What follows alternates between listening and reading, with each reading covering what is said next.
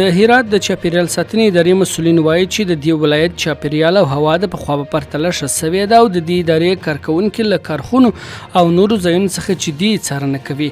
د یادې ادارې مشر ټینګار کړی چې د شنو ځایونو د پراختیا او د چاپیریال د ښه والي لپاره لوی پلانونه لري او سږکال یې د نیالګیو کښېنولو فصل له وخته پیل کړی.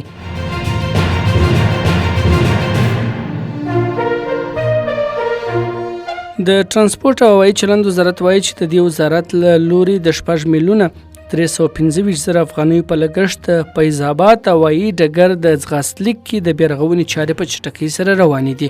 د مسؤلینو په خبره د دې پروژې له بشپړېدو سره به یاد هوایي ډګر له نړیوالو معیارونو سره برابر شي.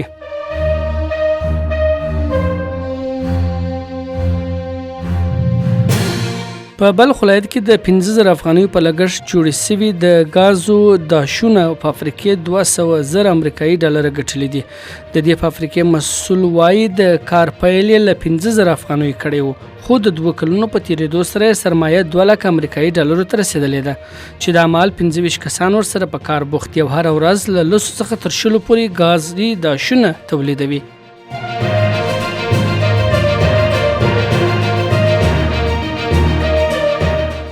د امنیت روغتیا وزارت سرپرست وزیر د افغانستان لپاره د ترکیې له سفیر جنګ اونال سره کتلي دي. په دې کتنه کې د روغتیا په برخه کې پر ګډې همکارۍ د افغان روغتیايي پرسونل د ظرفیت لوړونې په روغتیايي برخه کې د ترکیې د ونډې او د دواړو هیوادونو ترمنځ د لا دوامدارو همکاریو په اړه خبرې شوې دي.